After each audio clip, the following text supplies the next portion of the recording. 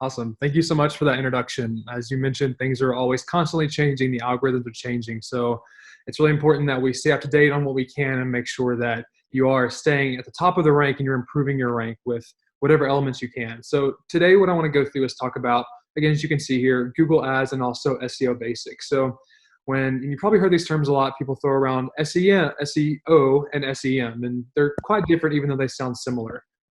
So we're going to go through those today, talk about a little bit of the SEO, that's more of the organic stuff, and then dive into Google Ads, giving a really just a surface level view of what it means, what the options are, and then we'll actually go through and do a quick demo. So we're going to go through some of this just a little quickly.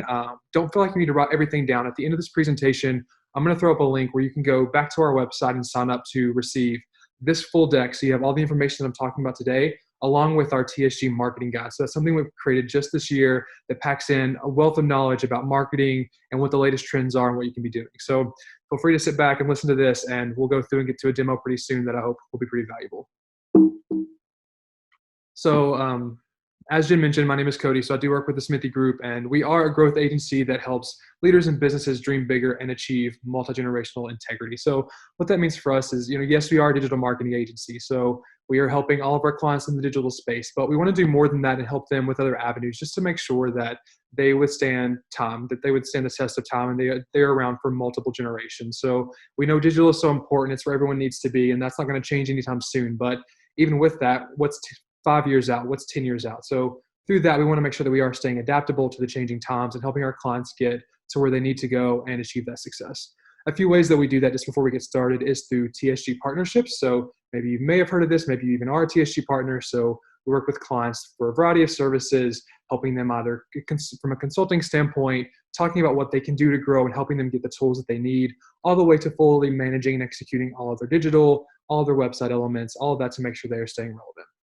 Something new that we're really excited about, and we just launched last week, is the TSG Marketplace. So we really knew that there was a gap in the market in terms of people that maybe were looking for one-off services or needed help just in the interim before they were willing or even able to commit to something more long-term with us through our standard partnerships. So the TSG Marketplace, I won't go into it too much, but you can check it out on our website. We have a variety of, if you would call them, a la carte services where you can get help with a particular campaign, or maybe you need a strategy to launch a new segment of your business, or maybe you're looking for some design help. We offer these wide range of services now where you can go in there and get access to our experts, and we can help you on these individualized products. So definitely make sure you check that out. Again, I'll have a link later in the presentation that goes back to our website where you can see all of that. So again, just to cover today's conversation before we get started, we'll talk about SEO, we'll go into Google Ads, and then finally we'll wrap up with a demo. I'm trying to make sure we pack this all in 30 minutes. So again, like I said, we're going to go pretty quickly, but ask any questions you have in the chat. We'll get to that section at the end of the presentation. And as I mentioned, all of this will be sent to you, so you have it just for your knowledge. To start us off, we're going to talk about SEO. So SEO is search engine optimization. So what does that even mean? So it is the practice of increasing both the quality and the quantity of website traffic, as well as exposure to your brand through organic search results. So that's through the search engine page, the SERP, the search engine results page. And when you break it down a little bit, it's really about understanding, what people are searching for, what answers they're seeking based on what they're asking, the words that they're using to type in, and even the type of content they want to consume. So this is really about, from an organic perspective, when someone's going to a search engine, and we're going to just say it's for Google right now, they're going to Google, what are they typing in to get to your website? Or what do you need to make sure we take into account so that your website shows up based on what they're typing in? That way there's relevance there, and you're showing up when you need to show up for the right customer at the right time. And this does involve a few different elements. So what I want to go through today is talking about what elements are involved, and when you're starting SEO for the very beginning, what are things you need to think of, and what are steps you can take to get on the right path to make sure your SEO, which is all this back-end data, is in line to make sure that you appear for your customers from an organic standpoint. So the first element of that is keyword research. So before we start to do anything or even think about how do we optimize our website, how do we fix all these things, what we have to look at first is so first need is to understand your business, so who your customers are and what their goals are. So we have to really take a look at and understand who are our customers, what market are we serving, and what language are they using. We need to find these keywords that they're typing in. That way we use that data to go back and really optimize our site for those keywords so we have relevance. Relevance is the biggest piece for this. So through this keyword research, we're answering questions like, what are people searching for? How many people are searching for it? and also in what format do they want that information. So it's very different if you go and you type in engagement rings. Maybe someone wants to see a landing page, but if they type in engagement ring cleaning, well, they would want to see a video for that. So it's understanding based on what they're typing in, what content can we provide that's most relevant to serve up to them in the format that they would be looking for. So it does also go back to the experience. So we need to be relevant. We also need to make sure whenever we are taking that spot and we're getting seen, we're giving them the proper experience they're looking for, whether that's through a blog or a landing page or a video. So we're delivering that value there to them, and it's immediately seen for them. So how do you even do keyword research? So you can use a planner tool, and these planner tools are really great in that you can go through and you can type in keywords that you think are relevant, and based on that, they will tell you how many people are searching for that. So you maybe think one particular keyword is really relevant to your business, but you go to type it in to see how many people actually use it, and you could be surprised that not many people search that way. Maybe they search a different way to find your product. So these are some tools that we've listed here of other elements that you can go and look at to see what people are searching for, to do some research. So one is the Google Keyword Planner. So you go here, you can either type in a keyword to see a full list. You can also type in your website. It's going to crawl through that and pull out some variables and some keywords, and then even tell you based on that, this is how many people are searching for it. This is what the volume looks like. So you really know from there what is popular. Those are the keywords then that you want to start using in the next section to start embedding into your data. Another one here is Moz. This is a platform that does a lot with SEO, and I've actually hyperlinked it in the past few slides there just because we're pulling a lot of information from them, and we'll do it a little more, but it's a good source just to go and see kind of more about SEO. They have some paid packages, so you can even run reports and kind of see where you're at now and where you can go. But even the Keyword Explorer tool there is really good to use. And then the final two are a little different. So the Search Console, if you actually go into your Google Analytics account, so this is your dashboard for all of your website, there's a section for the Search Console, and you can see for all the traffic that's coming into your site, what terms they have searched for to get into your site. So that's also helpful to know, just so you can see based on all the traffic already coming in, these are the terms that they're using to get to your site. Now, how do we start to embed this into the content that we're creating to make sure we're improving our rank organically? And then finally, Google Trends. So the Google Trends application is really great just to be able to see what's coming up and what's trending. So Google's also looking at all these keywords and saying, hey, we've seen a spike in this keyword, or we're seeing decreases here. So leveraging Google Trends, sometimes it's not always applicable to the business as a whole, but it's good that you just stay aware of what people are searching for. Again, it goes back to the popularity. So what's hot, what are people looking at? The Google Trends tool is a good one to use just to go and explore some research on your own, even if it's not directly applicable to your business. So once you kind of get your keywords down and you know what you want to use, now it's about where do I put them? So there's two big elements that we're going to talk about. One is the title tag. So the title tag is the title of your web page. That's where you're going to put in exactly what it says. What is the title of your web page? What is the content that you're about to serve somebody? You want to keep that between 50 to 60 characters long so it doesn't get cut off. What you can see here, and this is an example of when someone's typed in, for example, I did this and typed in Forever Mark. This is one of the listings that appears. So this title tag is Forever Mark Diamond Jewelry, and just Forever Mark. So they're just reiterating the brand name here. What they've done is to make sure they've kept it within a certain length, and they're inputting all the information about the brand right there. So I typed in Forever Mark. I was served this because the keyword's matched and it's relevant. What you have to be careful of is that when you optimize your title tags too much, sometimes they can get cut off, especially if you're using more than this 50 to 60 character limit. So here, they've used more than that desired length. So what we see is the Forever Mark Tribute Collection, Diamond Jewelry, now it's ... So that whole tag was a lot longer, and Google's cut it off. So we want to make sure of is that as you're optimizing and as you're creating these, you're cutting them down so they stay within that character limit. And I've kind of said this, and now you're probably wondering, where do I even put this in at? So when you're on a particular web page, depending on your platform, there are sections through whatever provider you're using that have dedicated spaces for you to put in your title tags and also descriptions, which is what we're going to be talking about next. So just check with your website provider. If you're using something out there like Squarespace or Shopify, you can find it. If maybe you're using Punchmark from the industry, all that information is available there, and you change these on a per page basis depending on what you're talking about. So you'll find these sections for the title and also for the description, which I'll talk about right now. So what we just talked about was the title, which is the main hero part. Now this next part is the description, and it's called the meta description. So all it really serves to do is summarize the content on the page.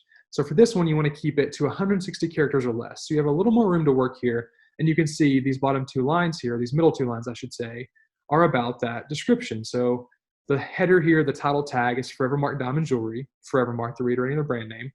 Now this here says each Forever Mark diamond comes with a promise that is a beautiful, rare, and responsibly sourced. learn more about Forever Mark Jewelry here. So this is really indicative of going back to the homepage. They're describing the brand overall. If you're doing something for a blog and you want to make sure that it's optimized for that, then you just talk about the blog. Give a brief summary or a brief preview of what the blog is about.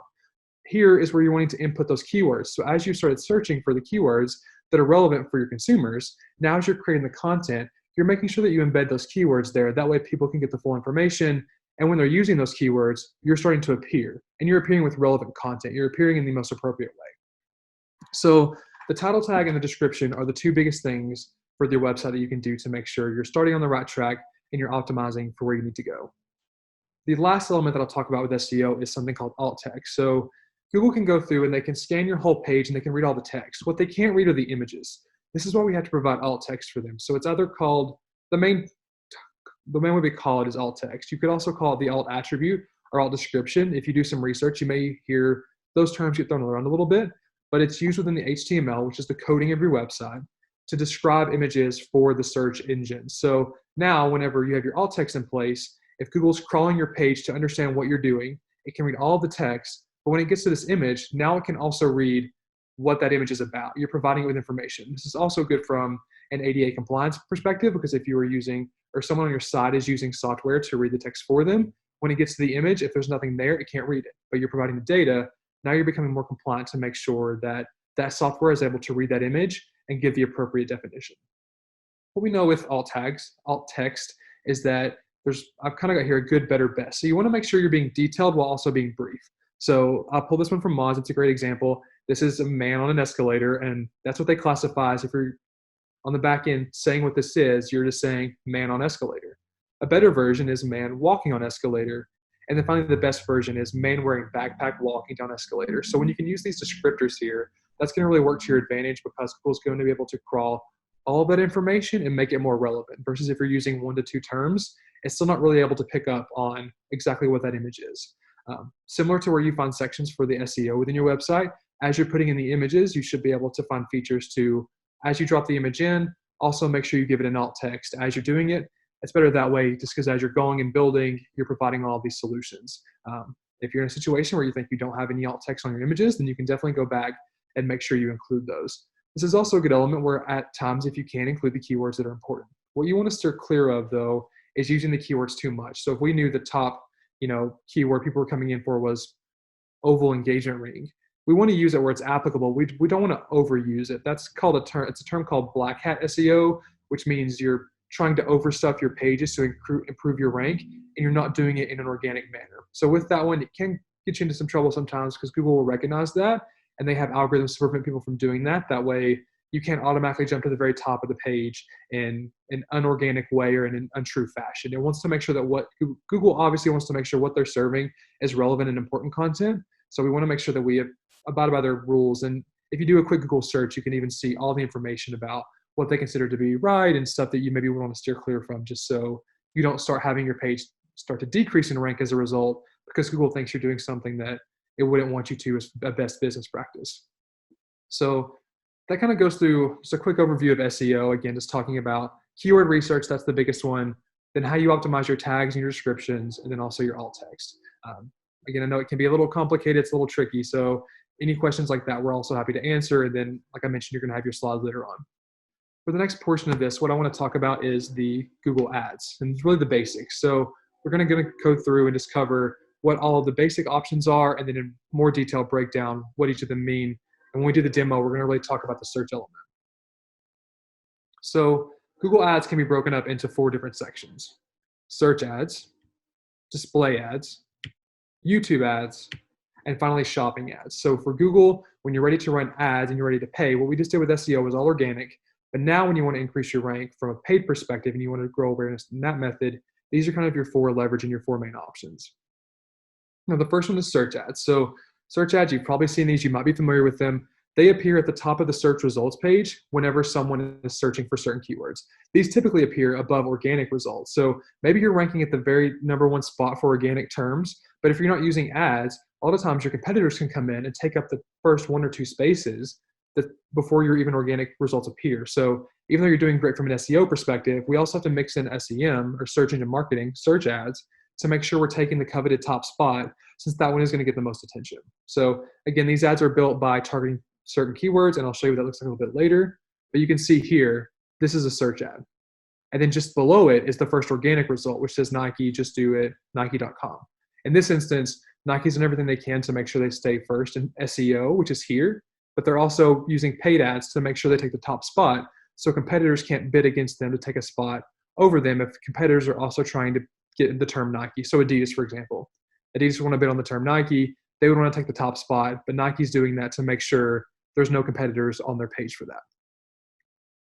The next option is display ads. So while search ads were all just text only, these display ads have more elements in terms of visualization. So it can either be just full imagery or it can also be a mix of imagery and text. And these appear as people are browsing certain websites. So they're not searching technically, but as they're going about their websites based on the interest that we can kind of target, similar to how we would target Facebook or Instagram ads, I could say, I want to start showing display ads to people that have an interest in jewelry. And I'm telling that to Google. Google has bucketed people out based on that, based on past activity, their behaviors, etc.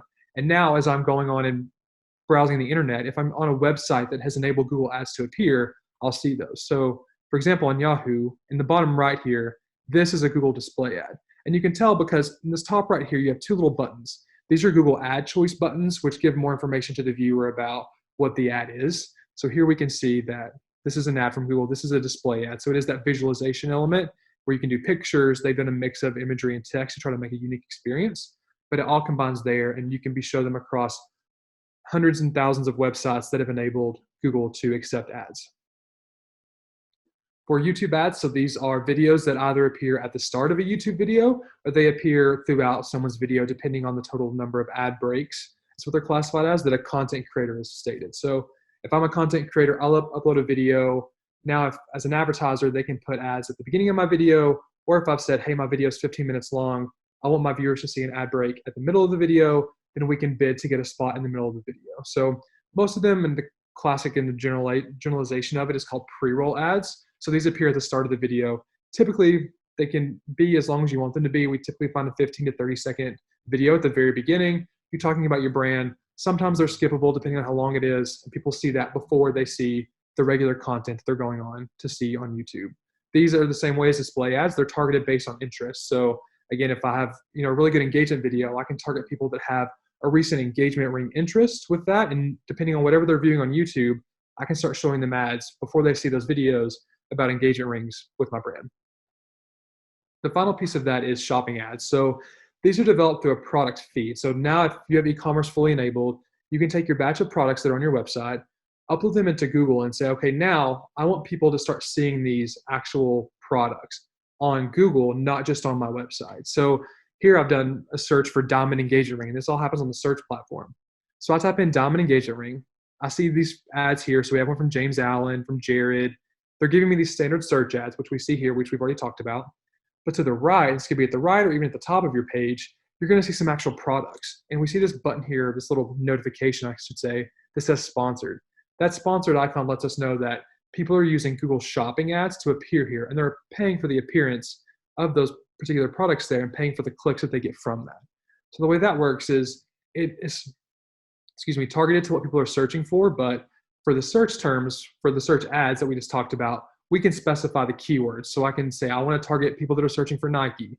With these shopping ads, it's going to look at what your product name is and also what the product description is and pull variables based on that to show what's relevant. So you have less control if you're trying to show shopping ads, but it can be a good way to get your products lifted up and shown because people can always click the shopping tab here and they're going to see a lot of organic results, but a lot of those lines at the beginning are going to be for people that are paying to show it there. So the shopping ads are a way that you can do that. And that's kind of the fourth element of Google Ads.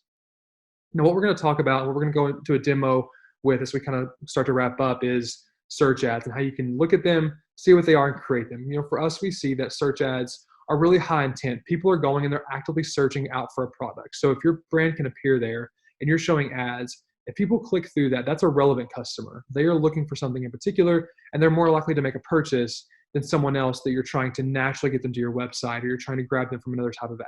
With search, they are looking and they're active, and we want to make sure that we're there for them. So here's a search ad. I was doing this presentation last night around dinner time.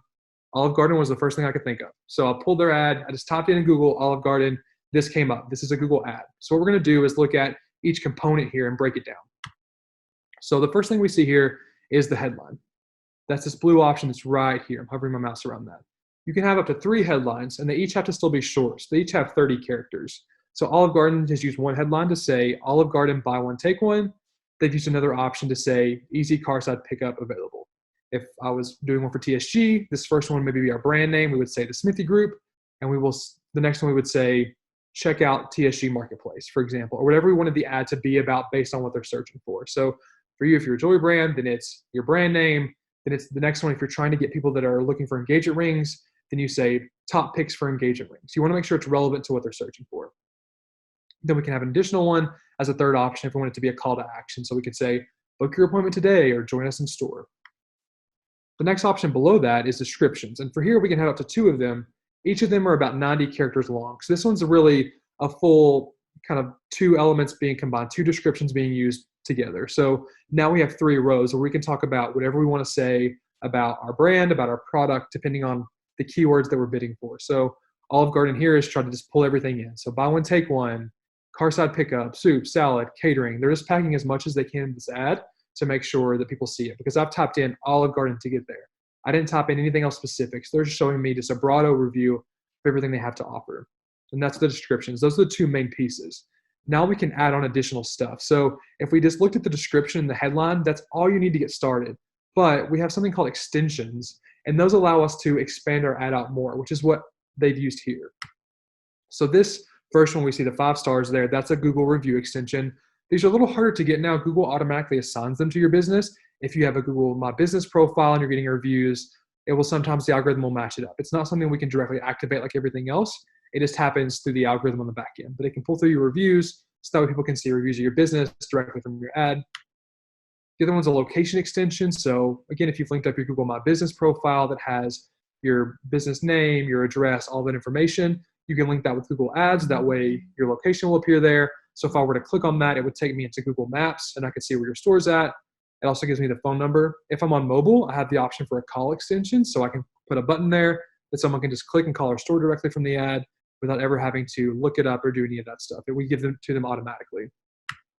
And then the final piece is site link extension. So while I have this main section at the top here that I can click on, that's going to go to the homepage, because I see here, it's going to take me to the homepage.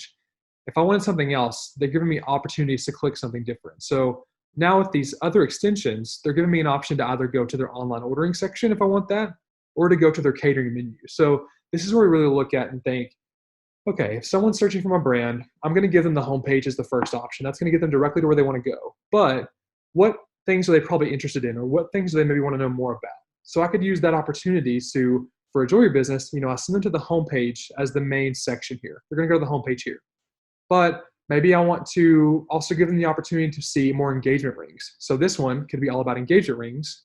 And then to the right here, I can make another one that says contact us. So maybe someone wants to book an appointment. I could have that information there.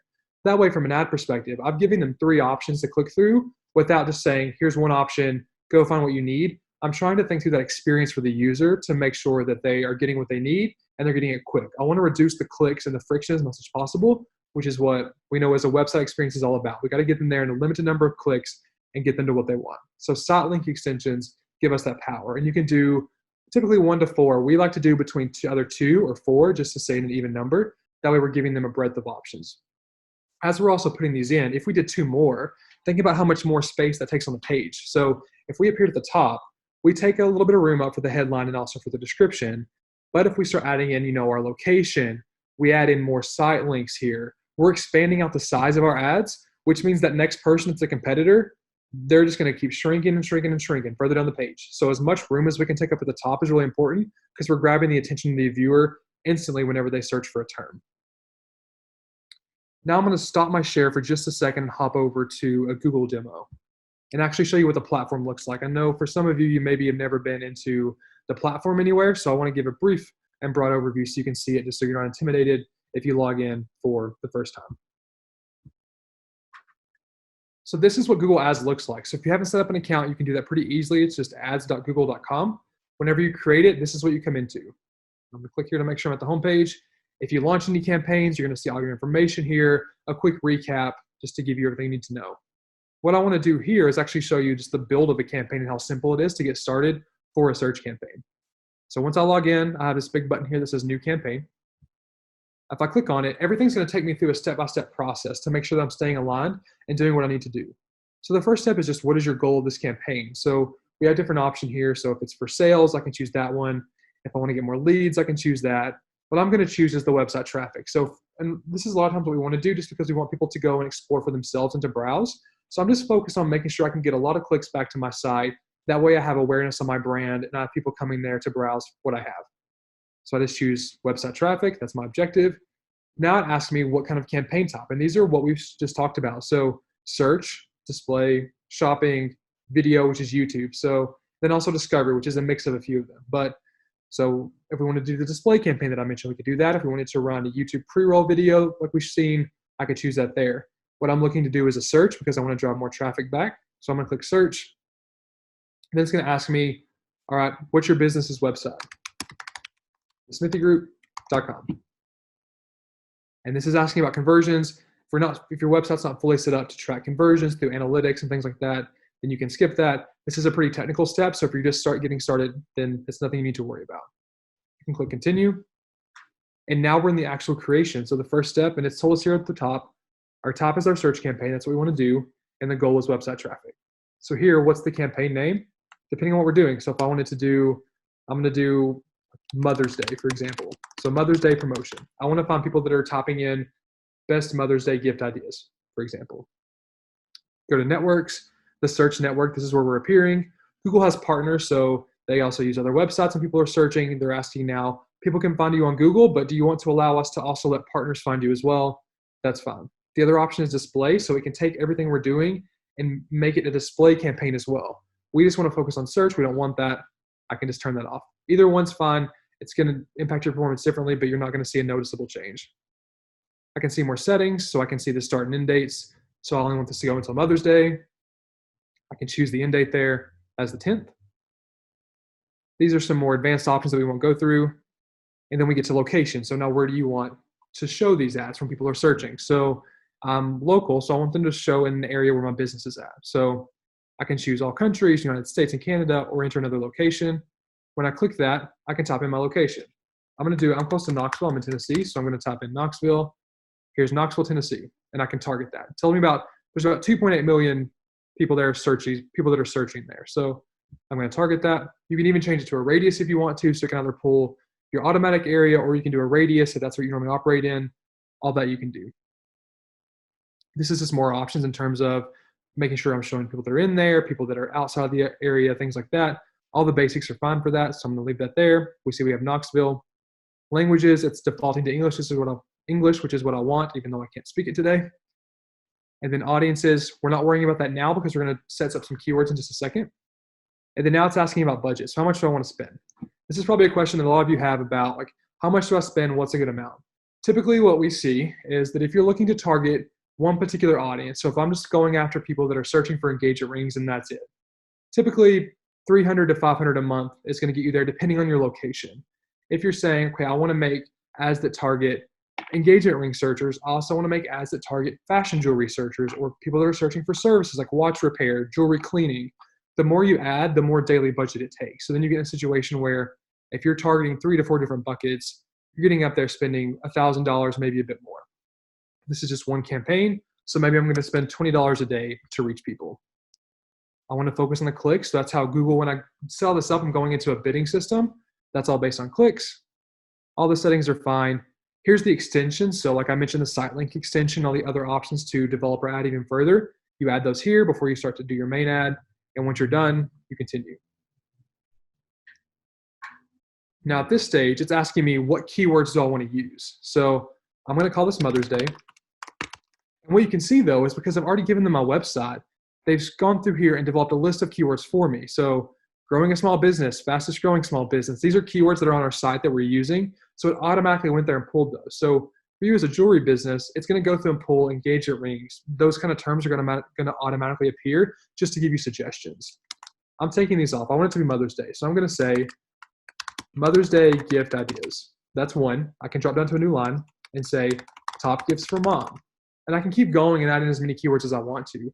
For each of those, we like to add between 10 to 15 keywords to start. and then see where that leads us. So here I'm just doing 2. So if someone types in Mother's Day gift ideas, top gifts for Mother's Day, I'm going to attempt to appear to them based on the bidding system and how much I'm paying. Now I have the audience that I want to go after. And the last step is just creating the ad that I want to talk about. So we'll keep it here, and we have the final URL as the smithiegroup.com. I'll just keep that there. But if we're doing Mother's Day, the first one can even be our brand term. So we'll just say the Smithee Group is a jewelry business. So we have the Smithee Group there. This is the headline. So as you can see that I'm changing this right here, it's populating over here. So like I mentioned previously, we had 3 opportunities to put in headlines. So the first one I'm going to use is my brand term.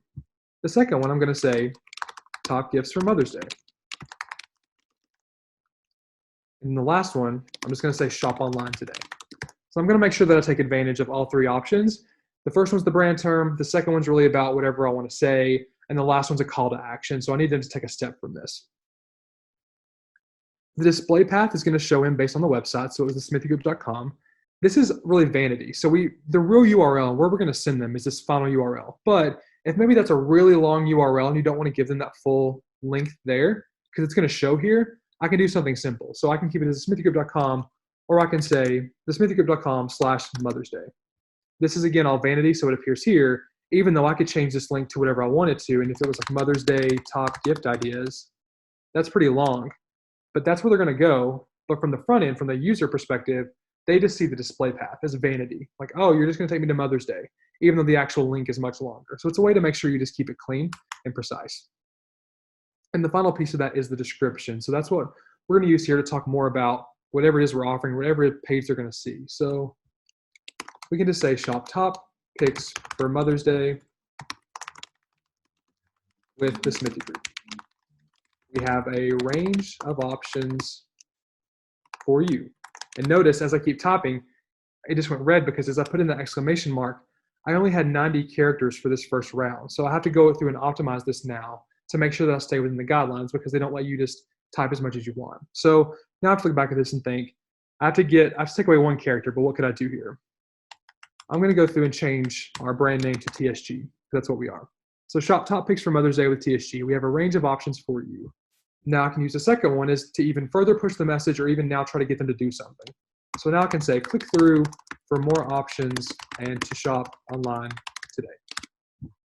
Just like that. Now I've made my headlines. Now I've made my description. So I've created this ad, and now this ad's going to appear whenever someone types in those 2 terms that we just created in the last step. Once I'm done, I just click done. It's going to ask me if I want to make new ads. I don't want to make a new ad. I want to keep the one I had. I save and continue. And then I'm ready to go. Now I'm ready to launch my campaign. And that's as simple as it is. Now we've got it started. So with that one, again, just going through the demo to show you that we understand that when you're just getting started, it can be a little confusing or a little intimidating in terms of the Google ad platform and experience. Although once you can kind of get in there and work around and figure it out, it is pretty easy to navigate.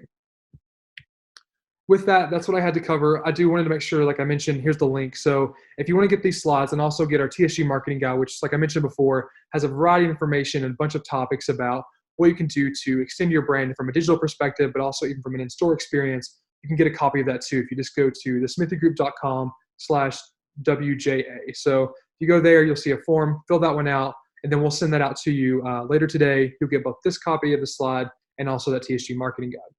And with that one, that's what I have today. This is all of our contact information. So if you do want to learn more about what we do, or if you have a question about everything we've covered today, feel free to reach out to us either by email or through social.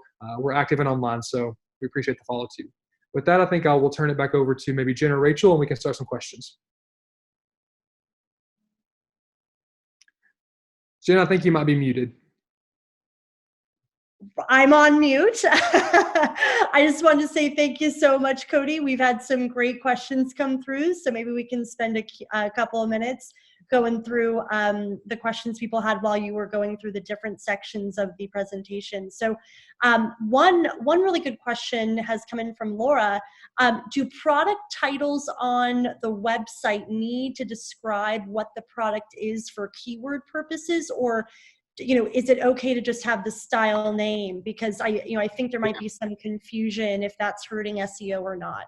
Yeah, I think from an SEO perspective, no. So you want to make sure that your product title is what you're offering. Where that's going to matter is in the description. So there's where you want to really talk about what the product is. So the title, just leave it for what the title of your product is. You do at times want to be careful and it doesn't just say engagement ring and that's it, because that's really generic. So if you have the opportunity to say what kind of engagement ring it is or more about it, then use that and leverage that in the title. But beyond that, keeping it simple is important. Sure, sure. And just a follow-up, in terms of search ads. So another question that came in is, if several people are paying for the same like word, does the one that is paying the most, get to the top? Yeah, that's a great question. So they take that into consideration. So even Google looks at your quality score. So a lot of times that's why it's hard for, if I'm Adidas and I'm trying to bid on the Nike key term, they're going to also analyze my website to see if I'm using the terms that I'm bidding for. And if I'm Adidas, I'm not using Nike terms on my site. So a lot of times I'm not doing the bet because I'm using competitor, I'm competing for that. I'm not doing that. So sometimes it can vary. But from that standpoint, if you have 3 jewelry companies competing for the same engagement ring terms, it's looking at your quality rank and it's going to look at, when people go to your site, how long are they staying? What's the experience like? It wants to deliver the best experience, but it also considers how much someone is paying too. So that can come into play. One of the features and what's really nice in Google is that one of the settings, you can actually see who all is competing and how much of the impressions they're taking. So if you start out with $20 a day for your budget and you start launching, you can start looking at the data on the back end and see who else is competing for that term and where you place and rank among them. So you can see if you're the very top one or you're the 3rd or 4th one down. Based on that, then you start either optimizing your ads to try to make them better, or you start funneling in more money and you can see your rank start to improve there. So it's a mix of having quality ads and also how much you pay. And, it's interesting, following up on the pay question, this just came in from Eric. How is a determined budget on Google search, ads actually used? And that's something that I know I have questions on too, like how do you know how much to spend? Like what's the beta test? I think the good, if we talk about, a good range to start is like $10 a day, $20 a day, but it's then leveraging, looking at the competitors and what they're doing. Because if I start out, let's say I spend $30 a day and I see my competitors and I'm at the very top and I'm getting 60% of the impressions. Well, what if I reduce my budget by $10? Am I still at the top there? Then you can kind of see, and it goes the same way of like if I started with 10 and see competitors above me, now I need to increase. Looking at that data, you can kind of figure out, well, let me change. Let me use $5 less a day. Do I still stay at the top? Because that's really important. And if you stay at the top, then you kind of spend too much. It's also using the keyword planner. So the same way I showed at the beginning with SEO, you can look at the keywords. It's also looking at the volume too to see how many people are searching, because if it's a lot of people, it takes more money.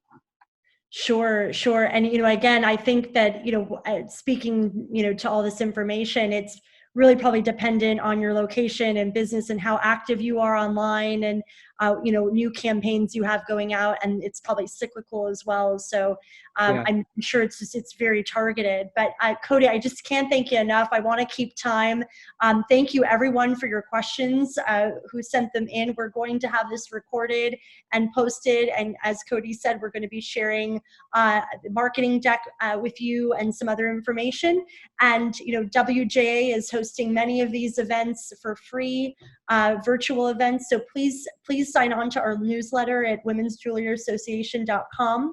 We have more events coming out over the next 2 months for you related to business content like this and other creative inspirations. So we welcome you and thank you so much. We're actually, one more plug, Cody, I know that TSG is helping us with this too.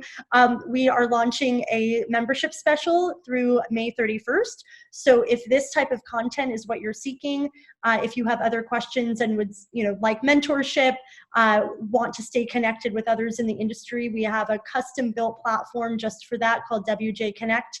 We're running a membership special to where you can join for a year and get a 1 month free. So we're really excited to welcome new members, and we hope that you join us for our upcoming events as well. So stay tuned. And Cody, thank you so much for your time today. Of course. Thank you so much for having me. Take care. Bye-bye, everyone.